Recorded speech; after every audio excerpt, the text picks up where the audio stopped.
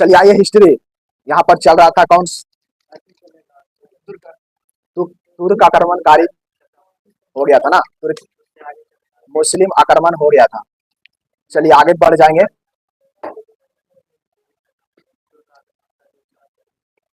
चलिए भारत पर अरबों का आक्रमण हो गया था। हाँ, बताना कि भारत में जो अरबों का आक्रमण हुआ था उसके बारे में हमें जानकारी जो मिलता है चचनामा से मिलता है। कहाँ से मिलता है? चचनामा के जो लेखक थे आलिया भट्ट। चचनामा के लेखक चचनामा के लेखक चचनामा के लेखक आलिया भट्ट। याद रखना है। चलिए ठीक है। बताना है कि मोहम्मद बिन कासिम कौन सा नामक बंदरगाह पर आक्रमण किया था? देवल बंदरगाह। कौन सा बंदरगाह? कौन सा बंदरगाह? देवल। कौन सा बंदरगाह? देवल बंदरगाह पर आक्रमण किया था। चलिए ठीक है। उस समय सिंध प्रांत के शासक कौन थे? दायर थे। सिंध प्रांत के शासक कौन थे उस समय? सिंध प्रांत के शासक कौन थे? दायर। सिंध प्रांत के शासक कौन थे? दायर। बिल्कुल सही है। सिंध प्रांत के शासक कौन थे? दायर। और आपको पता होगा, बताए भी थे कि मोहम्मद बिन कासिम से पहले 711 में आ चुका था उबैदुल्ला और बुलबुल, जो कि अल हजाज का ही सेनापति था, अल हजाज का ही सेनानायक था। सबसे पहले उसी दोनों को भेजा था, लेकिन आपको सिंध प्रांत के शासक था दाहिर, उसका हत्या कर देता है। उसके बाद मजबूर में आना पड़ता है किसको? मोहम्मद बिन कासिम को। मजबूर में मोहम्मद बिन कासिम को आना पड़ता है। ठीक है। आते हैं तो युद्ध भी लड़ते हैं किसके किसके बीच? रबाउर का युद्ध होता है। रावर या रबाउर का युद्ध पूछेगा। रावर या रबाउर का युद्ध किसके किसके बीच हुआ है? मोहम्मद बिन कासिम और राजा दाहिर के बीच। मोहम्मद बिन कासिम और राजा दाहिर के बीच एक युद्ध छिड़ जाता है जिसका नाम है रबाउर का युद्ध, जिसमें सिंध प्रांत के शासक राजा दाहिर को पराजित होना भी पड़ता है। सिंध प्रांत के शासक जो था दाहिर, उसको क्या होता है? पराजित होना पड़ता है। इसमें विजय किसका होता है? मोहम्मद बिन कासिम। फिर मोहम्मद बिन कासिम सोना लूटने के लिए कहाँ चल जाता है? मुल्तान चल जाता है। कहाँ जाता है? मुल्तान। पूछा गया है, ठीक है, कि मोहम्मद बिन कासिम को सबसे अधिक सोना कहाँ मिला था? मुल्तान। उसका नाम क्या कर दिया था? स्वर्णनगर। क्या कर दिया था? क्या कर दिया था? स्वर्णनगर। चलिए ठीक है। आइए उसके बाद गजनी साम्राज्य देखे थे। गजनी साम्राज्य देख रहे थे ना।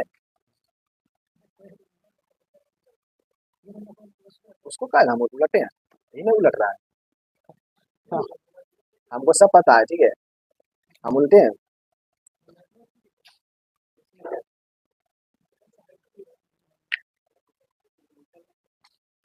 देखिए गजनी वंश जो था ना, गजनी वंश को हम एक और नाम से जानते हैं, यामिनी वंश। कौन सा वंश? यामिनी वंश। गजनी वंश का एक और नाम था यामिनी वंश। कौन सा वंश? यामिनी वंश। पूछेगा आपसे कि यामिनी वंश किसका अन्य नाम था? गजनी वंश का। गजनी वंश का किसका? गजनी वंश का एक और नाम था जिसका नाम था यामिनी वंश। यानी यामिनी वंश को गजनी वंश के नाम से भी पुकारा जाता था। यामिनी वंश को किस नाम से? गजनी वंश। उस गजनी वंश का जो संस्थापक रहा था उसका नाम था महमूद गजनी रहेगा। कौन रहेगा? अल्पतगिन। ठीक है, तो महमूद गजनी चल जाता है। अल्पतगिन। कौन? अल्पतगिन। अल्पतगिन गजनी साम्राज्य का स्थापना जो किया था वो 932 में। कब किया था? 932 में। गजनी साम्राज्य का स्थापना 932 में। 932 में। 932। ठीक है। गजनी साम्राज्य का स्थापना कब हुआ? 932। किसने किया था? अल्पतगिन। किसने किया था? अल्पतगिन। अल्पतगिन के कुछ मृत्यु के बाद, कुछ समय के बाद फिरिदगिन शासक बनता है। कौन बनता है? फिरिदगिन। अल्पतगिन मृत्यु हो जाता है। अल्पतगिन का मृत्यु होता है 972 में। उसके बाद गद्दी पर बैठता है फिरिदगिन। फिरिदगिन गद्दी पर बैठता है कब? 972 में। 972 में गद्दी पर कौन बैठता है? फिरिदगिन। फिरिदगिन 972 से रहता है 77 तक। 77 में फिरिदगिन का मृत्यु होता है। गद्दी पर बैठता है सुबुतगिन। कौन बैठता है? सुबुतगिन। फिरिदगिन के बाद शासनकाल आ जाता है किसका? सुबुतगिन का। सॉरी, फिरिदगिन के बाद फिरिदगिन के बाद सुबुतगिन है। सही है। फिरिदगिन के बाद गद्दी पर कौन बैठता है? सुबुतगिन। सुबुतगिन सुबुतगिन का एक पुत्र है जिसका नाम है गजनी। महमूद गजनी का जन्म हुआ था 971 ईस्वी। 971। महमूद गजनी का जन्म कब हुआ था? अपने पिता के समय महमूद गजनी जो था वो खुरासन का शासक था। कहाँ के था? खुरासन। महमूद गजनी अपने पिता के समय कहाँ के शासक था? महमूद गजनी अपने पिता के समय कहाँ के शासक था? खुरासन के शासक। और बताइएगा, बताना कि गजनी गजनी और हिंदू शाही शासक, हिंदू शाही वंश, गजनी एवं हिंदू शाही वंश के बीच संघर्ष कब से प्रारंभ हुआ? किसके समय से प्रारंभ हुआ था? बताएगा कि गजनी और हिंदू शाही वंश, जिस हिंदू शाही वंश का राजा जयपाल था, जिस हिंदू शाही वंश का संस्थापक कल्लर था, वही हिंदुसाई वंश। हाँ, सुबुद्दीन के समय से आपको बताएं कि गजनी और गजनी साम्राज्य के बीच और हिंदुशाही वंश के बीच जो संघर्ष प्रारंभ हो गया था सुबुद्दीन के समय में, सुबुद्दीन के समय। और भारत पर आक्रमण करने वाला पहला तुर्क आक्रमणकारी सुबुद्दीन, मुस्लिम आक्रमणकारी मोहम्मद बिन कासिम, मोहम्मद बिन कासिम, मोहम्मद बिन कासिम, मोहम्मद बिन कासिम याद रखना है। और बताए थे कि मोहम्मद बिन कासिम जो जजिया का लगाया था उसमें 4 लोगों को दूर रखा था, ठीक है, बच्चा को, बूढ़ा को, महिला को, विकलांग को और पंडित। 5 गो हो गया जी, 5 गो कितना है, 5 गो। हाँ, कितना हो गया, 5 गो हो गया। चलिए, तो अभी बताएं कि हिंदुशाही वंश और गजनी वंश के बीच जो संघर्ष प्रारंभ हुआ था वो कब से हो गया था, किसके समय से हो गया था, सुबुद्दीन के समय। किसके समय हो गया था, सुबुद्दीन के समय हो गया था। ठीक है, बिल्कुल सही है।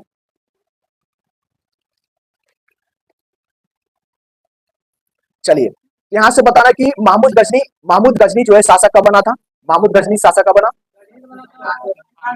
हाँ, 998। जन्म कब हुआ था, 971। कितना वर्ष की अवस्था में गद्दी पर बैठा, 27। कितना वर्ष की अवस्था में गद्दी पर बैठा, 27 वर्ष की अवस्था में। पहला आक्रमण कब हुआ था, 1000। ठीक है, पहला आक्रमण 1000, पहला आक्रमण 1000 पेशावर पर। किस पर, पेशावर पर। दूसरा आक्रमण 1001 में, दूसरा आक्रमण 1001, दूसरा आक्रमण 1001। मोहम्मद बिन कासिम का दूसरा आक्रमण 1001 में हुआ था। सॉरी, महमूद गजनी का दूसरा आक्रमण कब हुआ था, 1001 में पहला, और दूसरा 1002 में।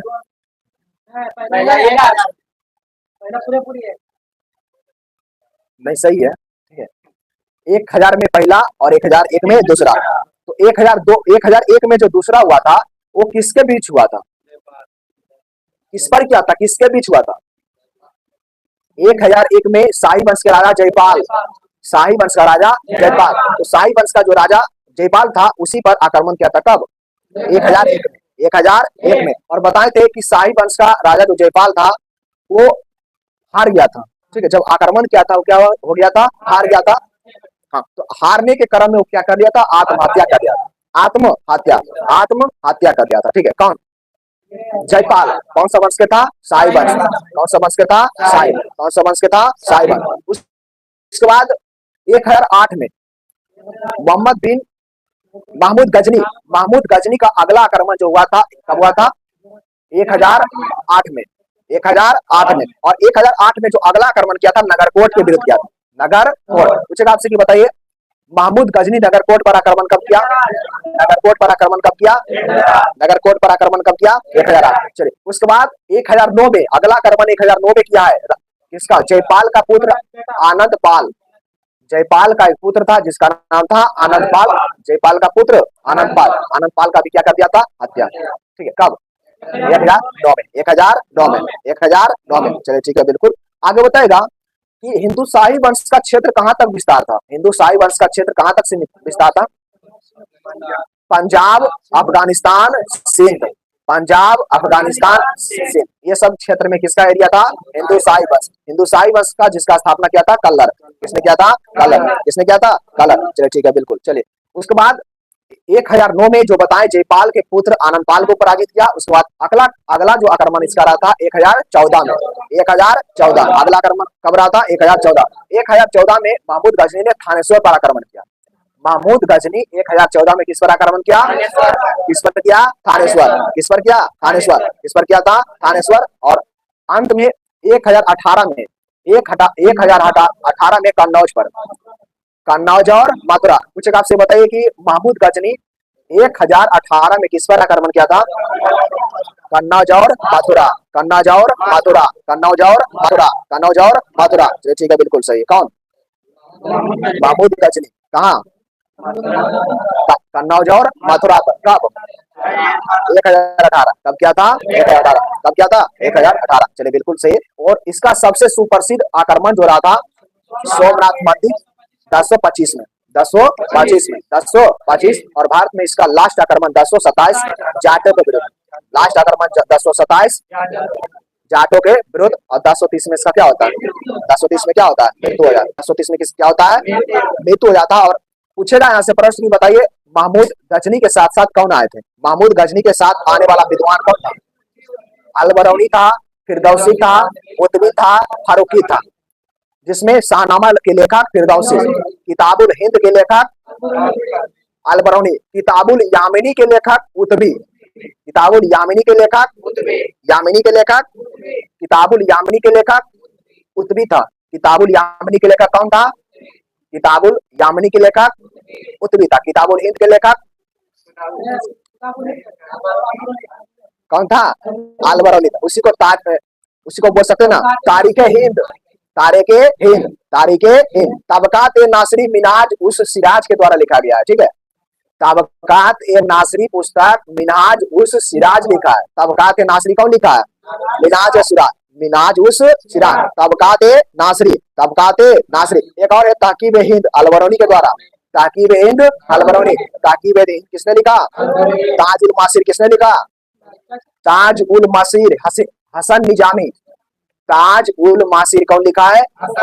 ताज उल मासिर कौन लिखा है? हसन निजामी। ये सब पुस्तक पूछता है, ठीक है। इसमें 7 पुस्तक है जो पूछता है, जैसे में तारीख मुबारक शाही यहिया बिन अहमद, तारीख मुबारक शाही यहिया बिन अहमद, ठीक है। और तारीख, और यहाँ से पूछेगा फतुताहे, फतुताहे फिरोज शाही, फतुताहे फिरोज शाही, फिरोज शाह तुगलक के द्वारा।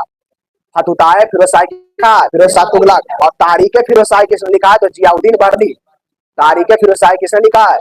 जियाउद्दीन बर्नी। हंसता है, देखने आएगा सेट में तो पता चल जाएगा। और ये पूछता है ख्वाजान उल फतू, ख्वाजान उल फतू अमीर खुसरो। अमीर खुसरो तबला का जनक कौन है? आमिर खुसरो। तबला का जनक कौन है? आमिर खुसरो। हाँ, याद रखना है, हंसता है। चलिए, तो ख्वाजान उल फतू, ख्वाजान उल फतू की किसका पुस्तक है? आमिर खुसरो। किसका है? आमिर खुसरो। किसका पुस्तक है? आमिर खुसरो। चलिए ठीक है। उसके बाद क्या? जाकिर हुसैन तबला वादक, जाकिर हुसैन तबला वादक, ठीक है। हाँ, जांग पर रख के बजाते हैं ना, तबला जांग पर रख के बजाते हैं। और बांसुरी हरी हरी बांस का बनाते हैं, हरि प्रसाद चौरसिया, हरि प्रसाद चौरसिया। चलिए ठीक है। आइए यहाँ पर देखते हैं अब गौरी, मोहम्मद गौरी।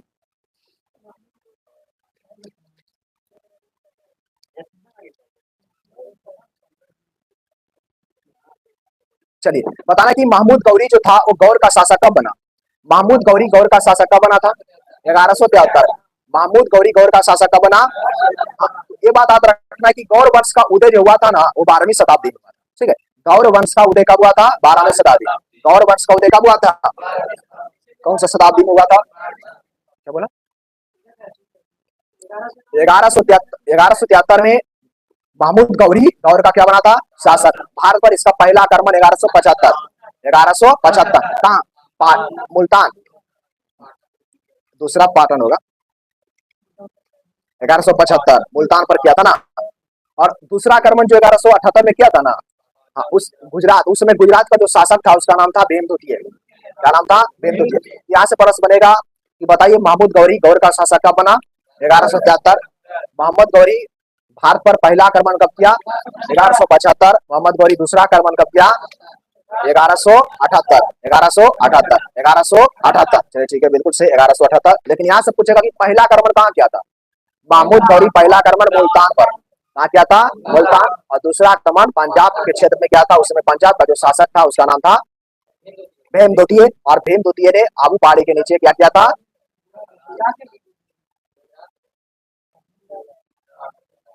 पाटन, अच्छा गुजरात हो जाएगा ना। भेमद्वितीय पंजाब का शाही वंश। पाटन, हम इसमें पाटन पर कहाँ आक्रमण किया? पाटन कौन बोल रहा है? गुजरात पर किया ना। पाटन कौन बोल रहा है? हम पाटन एक बार बोले, पाटन वो बोला है, ठीक है।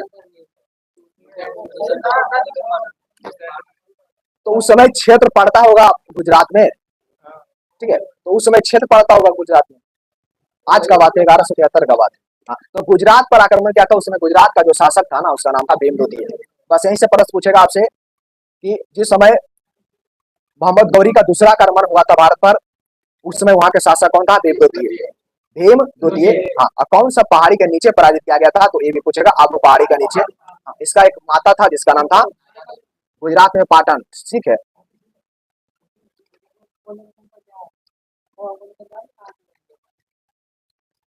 चलिए आगे बताएगा कि महमूद गौरी पेशावर पर आक्रमण कब किया? महमूद गौरी नवासी में, ठीक है, 1189 में पेशावर पर। किस पर? पेशावर पर। किस पर? पेशावर। कब किया था? 1189। और सियालकोट पर कब किया है? 1185। महमूद गौरी सियालकोट पर कब किया आक्रमण? सियालकोट पर कब किया है? 1185, ठीक है। और संपूर्ण पंजाब को कब जीत लिया है? हाँ, संपूर्ण पंजाब को कब जीत लिया है? 1188। 88 नहीं, 86। 1186, ठीक है। तो याद करने का इसमें ट्रिक बना है, 1186 होगा, हो जाएगा। देखिए इसे याद रखना है। 75 78 तो याद है, ठीक है। तो 1175, 1175, 1178 और 1179, 1178, 1179 और 1185, उसके बाद 1189, ठीक है। तो यहाँ पर देखिएगा, आप बता देते हैं, कुछ सोचे थे हम। पेशावर, सियालकोट, ठीक है, पेशावर, उसके बाद सियालकोट, उससे पहले गुजरात। क्या सोचे थे हम, ट्रिक बनाए थे लेकिन भूल गए, रहने तो कल बता देंगे, कल बताएंगे इसको, ठीक है, कल बता देंगे। चलिए, तो 1185 में, 1185 में महमूद गौरी आक्रमण जो किया था वो कहाँ किया था? 1185 में कहाँ किया था? सियालकोट सही है, पेशावर पर किया था। 1179 में, 1179 में कहाँ किया था? पेशावर पर। 1179 में पेशावर पर किया, ठीक है। और सियालकोट पर पूछेगा ना तो 85, 1185 सियालकोट पर कब किया है? 1185। लेकिन पूरा बिस्मात घात के माध्यम से पूरा पंजाब को जीत लिया था 86। 1186 महमूद गौरी बिस्मात घात के माध्यम से पूरा पंजाब को जीतने का काम कब किया था? 1100। देखिए, पहले महमूद गौरी जब भारत पर आक्रमण किया ना, तो वो गुजरात का एरिया से प्रवेश किया था। लेकिन गुजरात में बताए थे कि भीम द्वितीय था, वो पराजित कर दिया, तो टारगेट बनाया पंजाब का एरिया से। पहले वो गुजरात का एरिया से प्रयास कर रहा था महमूद गौरी, लेकिन फिर टारगेट बनाया किधर से? गुजरात का एरिया से। गुजरात का एरिया से धीरे धीरे बढ़ते गया, एक बार पूरा पंजाब को क्या कर लिया? समेट लिया। 1186, चलिए ठीक है, 1186 हो जाएगा। पंजाब, संपूर्ण पंजाब को जितना पंजाब में आता था वो सबको क्या कर लिया था? जीत लिया था। हाँ, संपूर्ण पंजाब को महमूद गौरी कब जीता? 1186, 1186, 1186। चलिए ठीक है। तो महमूद गौरी के बीच याद रखना है, तराइन का प्रथम युद्ध हुआ है। तराइन का प्रथम युद्ध कब हुआ है? 1191। द्वितीय कब हुआ है? 1192। तृतीय कब हुआ है? 1215, 1215, 1215। चलिए, तो पानीपत का, सॉरी, अच्छा पानीपत हो गया ना, तराइन हो गया। तो तराइन का जो प्रथम युद्ध हुआ था किसके किसके बीच हुआ था? महमूद गौरी और पृथ्वीराज चौहान या पृथ्वीराज तृतीय। चौहान वंश के शासक था कौन? पृथ्वीराज चौहान, या चौहान वंश या फिर चौहान वंश बोल सकते हैं।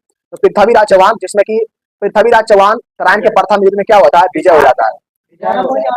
हाँ, तो पृथ्वीराज चौहान का क्या हुआ? विजय। अब महमूद गौरी का हार, महमूद गौरी का हार। लेकिन ये चल गया, लेकिन इसको बर्दाश्त नहीं हुआ, फिर पुनः लौट के आया लड़ने के लिए, ठीक है। हाँ, एक साल के बाद पुनः आया 1192 में, और अब क्या होता है? ये सफल हो जाता है, जिसमें महमूद गौरी क्या होता है? हार जीत जाता है। महमूद गौरी जीतेगा और पृथ्वीराज चौहान हार जाता है। पृथ्वीराज चौहान हार जाता है। पृथ्वीराज रासो के लेखक चंद्रवरदाई कौन है? चंद्रवरदाई जो है पृथ्वीराज चौहान के बारे में वर्णन किए हैं पृथ्वीराज रासो में। पृथ्वीराज रासो में चंद्रवरदाई, पृथ्वीराज रासो, ठीक है, याद रखना है, पृथ्वीराज रासो। यहीं पर देख लीजिए, चंदावर का युद्ध हुआ है। चंदावर का युद्ध कब हुआ है? 1194। चंदावर का युद्ध कब हुआ है? चंदेरी का युद्ध कब हुआ है? पानी पिया, खाना खाया, चंदा लिया, हार गया। 29 में हार गया, 29 में तो घाघरा हो जाएगा। 28 होगा। खाना खाया, पानी पिया, देखिए, पानी पिया, खाना खाया, चंदा लिया, ठीक है। उसके बाद घर जाता है तो मरता है, ठीक है।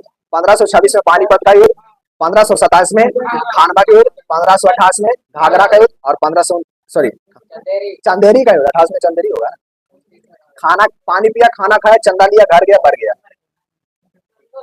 हाँ, तो चंदा लेगा तब चंदा लिया तो ना, अभी तक ट्रिक नहीं पता है। पानी पिया, खाना खाया, चंदा लिया, घर गया, चंदा लेगा तो ना चंदबेरी का युद्ध होगा जी। मरता है 30 में, और पहला बार बाबर का आक्रमण हुआ है आपको 1519 में, और भारत में मुगल सत्ता का स्थापना माना जाता है 1526। 1526। हाँ, बहुत बदमाश था पृथ्वीराज चौहान। हाँ, घर गया मर गया। और 1528 में कौन मरा जी?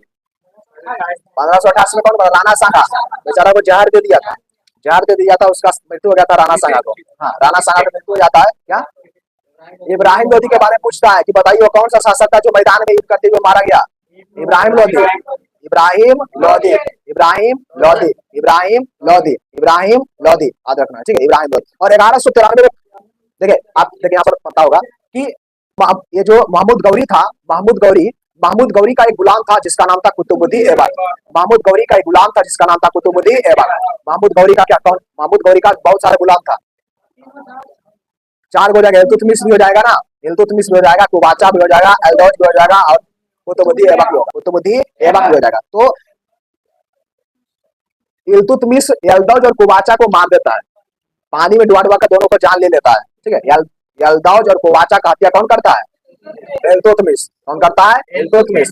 जब जब यहाँ से महमूद गौरी लौट के जा रहा था ना, तो सबको अलग अलग क्षेत्र दे दिया था, जैसे दिल्ली दे देता है इल्तुतमिश को, और आपको इधर बिहार का एरिया कुतुबुद्दीन ऐबक को सौंपा था, ठीक है। और बहुत सारे जो बचा हुआ एरिया था उसमें आपको यल्दौज को दिया और कुबाचा को दिया। तो यल्दौज और कुबाचा दोनों एक अयोग्य शासक था, तो ये दोनों हाँ, ये दोनों मिलकर क्या किया, उसको प्रताड़ित करके उसका हत्या कर दिया, और सारा एरिया के क्या कर लिया था, कवर कर लिया, ठीक है। चलिए, तो देखिए महमूद गौरी का जो गुलाम था उसका नाम था कुतुबुद्दीन ऐबक, और कुतुबुद्दीन ऐबक मेरठ और दिल्ली को जीता। कुतुबुद्दीन ऐबक मेरठ और दिल्ली को कब जीता? 1193 में। कुतुबुद्दीन ऐबक मेरठ और दिल्ली जैसे क्षेत्र को कब जीता? 1193। दिल्ली और मेरठ किसने जीता? कुतुबुद्दीन ऐबक, कुतुबुद्दीन ऐबक, कुतुबुद्दीन ऐबक। और कुतुबुद्दीन ऐबक खरीदा था इल्तुतमिश को, कुतुबुद्दीन ऐबक खरीदा इल्तुतमिश को, तो हो गया गुलामों का गुलाम, गुलामों का गुलाम, गुलामों का गुलाम, गुलामों का गुलाम। और गुलाम वंश स्थापना हुआ। इस गुलाम वंश को मामलूक वंश के नाम से जानते हैं, और गुलाम वंश इसलिए कहते हैं क्योंकि इसमें सभी जो आए थे वो गुलाम का, किसी का गुलाम थे, इसलिए इसे गुलाम वंश के नाम से भी जानते हैं। 1206 में हत्या, 1206 में मर जाता है आपको मोहम्मद गौरी, 1206 में मोहम्मद गौरी का मृत्यु हो जाता है ना। उसके बाद कुतुबुद्दीन ऐबक गुलाम वंश का स्थापना करता है 1206 में। कब करता है? 1206। 2010 में मृत्यु हो जाता है, 1210 में चौगान बोलो से खेलते समझ क्या होता है? मृत्यु हो जाता है, ठीक है, याद रखना है। तो देखिए 1193 में महमूद गौरी उस समय जिंदा था, महमूद गौरी 1193 में जिंदा था। तो 1193 में जब कुतुबुद्दीन ऐबक मेरठ और दिल्ली जिस क्षेत्र को जीता तो अपना राजधानी बना दिया दिल्ली। तो यहाँ से अगर पूछेगा कि बताए महमूद गौरी अपना राजधानी कहाँ बना लिया था? दिल्ली। कहाँ बनाया था? दिल्ली। और इल्तुतमिश ने अपना राजधानी कहाँ बनाया था? दिल्ली। लेकिन कुतुबुद्दीन ऐबक कहाँ बनाया था? लाहौर। लाहौर से हस्तांतरित करके दिल्ली को बना लिया अपना राजधानी का। और इल्तुतमिश कौन बनाया था? इल्तुतमिश, ठीक है। तो महमूद गौरी के बारे में अगर पूछेगा कि अपना राजधानी कहाँ बनाया था, तो दिल्ली बनाया था। दिल्ली और मेरठ को, दिल्ली और पूछेगा यहाँ से कि बताइए दिल्ली और मेरठ के क्षेत्र को मोहम्मद गौरी का कौन सा गुलाम जीता था? कुतुबुद्दीन ऐबक। कुतुबुद्दीन ऐबक 1193 में जीता था, ठीक है, 1193 में मेरठ और दिल्ली को जीतने का श्रेय किसको जाता है? कुतुबुद्दीन ऐबक। और जैसे मेरठ और दिल्ली का क्षेत्र जीता तो अपना राजधानी जो है मोहम्मद गौरी कहाँ बनाता है? दिल्ली। कहाँ बनाता है? दिल्ली। कहाँ बनाता है? दिल्ली। इतने नहीं, 1194 में अजमेर को भी जीतने का काम करता है महमूद गौरी। 1194 में, मतलब ऐबक कौन जीता? ऐबक। लेकिन उसी का सेनापति तो श्रेय किसको जाएगा? मोहम्मद गौरी को जाएगा। तो याद रखना है कि 1194 में जो है 1194 में अजमेर को जीता। 1194 में किसको जीता? अजमेर को। किसने जीता? महमूद गौरी यानी कुतुबुद्दीन ऐबक। महमूद गौरी का गुलाम कुतुबुद्दीन ऐबक, महमूद गौरी का गुलाम कुतुबुद्दीन ऐबक था। तो वही मोहम्मद गौरी का जो गुलाम कुतुबुद्दीन ऐबक था, और कुतुबुद्दीन ऐबक का ही सेनापति था बख्तियार खिलजी, जिसने नालंदा विश्वविद्यालय को ध्वस्त करने का काम किया है, ठीक है। 1198 में बख्तियार खिलजी, आपको बख्तियारपुर में आके रहा था। हाँ, रात भर रुका था। उसी के नाम पर बख्तियारपुर है। जस्ट इसका नाम भी चेंज हो जाएगा कुछ देर में, इसका नाम चेंज हो जाएगा। देखिए, आपसे यहाँ से पूछेगा कि बताइए वह कौन सा शासक था जिसने 1194 में अजमेर पर आक्रमण करके हिंदू और जैन मंदिरों को नष्ट किया था? कुतुबुद्दीन ऐबक। कुतुबुद्दीन ऐबक जो था वो मोहम्मद गौरी का क्या था? गुलाम था। क्या था? गुलाम था। और उस गुलाम ने अजमेर जैसे क्षेत्र को 1194 में जीता, और 1194 में जीत कर क्या किया? वहां में जो हिंदू मंदिर था, और क्या हिंदू मंदिर और जैन मंदिर क्या कर दिया? नष्ट कर दिया। क्या कर दिया? नष्ट। महमूद गौरी का मकसद ही था, महमूद गौरी का मकसद ही था कि भारत में मतलब जितना इसका सीमावर्ती एरिया यानी पड़ोसी पड़ोसी में जो देश है उसमें जितना भी हिंदू हिंदू वंश है, हिंदू मंदिर है, सबको क्या करना? नष्ट करना। इसका सोच ही था गौरी का ही। ठीक है, लेकिन मोहम्मद बिन कासिम का ये सब सोच नहीं था। मोहम्मद बिन कासिम का था कि हमको जो धन दौलत मिलेगा उसको लेकर क्या करेंगे? चले जाएंगे। क्या करेंगे? चले जाएंगे। ठीक है, और उसी में सिंध प्रांत के शासक दाहिर उसका बेटी को भी अलाजाद के पास भेज दिया था, जिसका नाम था देवल देवी। देवल देवी, देवल देवी तो उसका नाम था। ठीक है, तो देवल देवी और देवल बंदरगाह याद रखना है। देवल देवी और देवल बंदरगाह, देवल देवी और देवल बंदरगाह। ठीक है, चलिए, आपको पता होगा कि कुतुबुद्दीन ऐबक कुतुब उल इस्लाम मस्जिद का निर्माण करवाया है। कहाँ? दिल्ली में। कुतुब उल इस्लाम मस्जिद का निर्माण कुतुबुद्दीन ऐबक कहाँ करवाया है? दिल्ली में। और इसी कुतुब उल इस्लाम मस्जिद के आगे जब देखिएगा ना तो वो दरवाजा है अलाई दरवाजा। अलाई दरवाजा का निर्माण अलाउद्दीन खिलजी। कौन क्या था? अलाउद्दीन। हजार खंबा महल अलाउद्दीन खिलजी। सीरी का किला शेरशाह सूरी। ठीक है, और यहाँ से और कुछ था अलाई दरवाजा। इस्लामी कला का वास्तुरत्न कहते हैं अलाई दरवाजा को। इस्लामी कला का वास्तुरत्न क्या बोलते हैं? वास्तुरत्न। ठीक है, बिल्कुल सही। और आपको पता होगा कि 1196 में 1196 में अजमेर में 1196 में अजमेर में इसने 2.5 दिन का झोपड़ा नामक मस्जिद का भी निर्माण करवाया था। 2.5 दिन का झोपड़ा नामक मस्जिद का निर्माण कौन करवाया था? कुतुबुद्दीन ऐबक। कब करवाया था? 1196। 1196। देखो जल्दी देखो, हो गया ना? ठीक है, नहीं चल रहा है ना? चलिए आइए, यहाँ पर पूछेगा आपसे कि बताइए महमूद गौरी का अंतिम मुकाबला कब हुआ था, किसके साथ हुआ था? महमूद गौरी का अंतिम मुकाबला कब और किसके साथ? 1205 में खोखर जाति के विरुद्ध। खोखर जाति, कौन सी जाति? कौन सा जाति? कब हुआ? 1205 में। 1205 कौन सा जाति? खोखर जाति। तो महमूद गौरी का अंतिम मुकाबला जो हुआ था 1205 में किसके विरुद्ध हुआ था? खोखर जाति। बेचारा 1206 में इनका क्या हो जाता है? मृत्यु हो जाता है। याद रखना, गजनी ये वापस लौट कर जा रहा था, सब कुछ सौंप कर, सबको बांट बांट कर, जितना इसके पास था, जितना इसके पास गुलाम था, सबको क्षेत्र बांट कर कहाँ जा रहा था? गजनी। गजनी लौट रहा था। गजनी के लौटते समय इनका जो है दैमक नामक स्थान पर क्या हो जाता है? मृत्यु हो जाता है। इसके मृत्यु के बाद जो है भारत में गुलाम वंश का स्थापना, गुलाम वंश की स्थापना 1206 में हो जाता है, और गुलाम वंश की स्थापना करने का श्रेय जाता है किसको? कुतुबुद्दीन ऐबक को। कुतुबुद्दीन ऐबक। ठीक है, कुतुबुद्दीन ऐबक। ठीक है, और कुतुबुद्दीन ऐबक को हम लोग आपको गौरी का गुलाम के नाम से भी जानते हैं, इसलिए इसका नाम पड़ा गुलाम वंश या फिर मामलुक वंश। ठीक है, मामलुक वंश, दास वंश। देखिए, गुलामों को फारसी में क्या बोलते हैं? बंदगाह।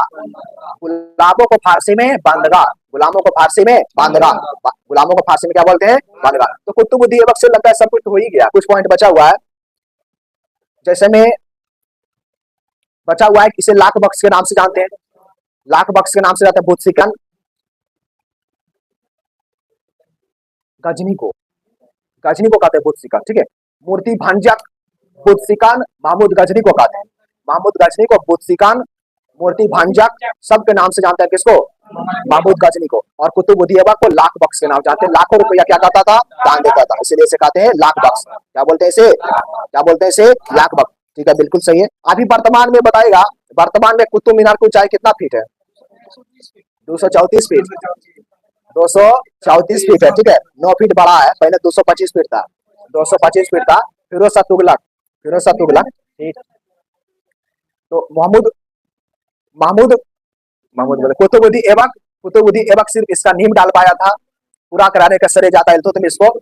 वज्रपात के कारण इसका ऊपरी मंजिला धस गया था, पूरा कराया फिरोज शाह तुगलक। तो ऊंचाई बढ़कर हो गया आपको कितना? 234 फीट है। कितना है? 234 फीट। ठीक है, चलिए 1210 में इसका क्या हो जाता है? मृत्यु। 1210 में क्या हो जाता है? मृत्यु। चौगान या पोलो खेलते समय क्या हो जाता है इसका? चौगान या पोलो क्या खेलता है? चौगान या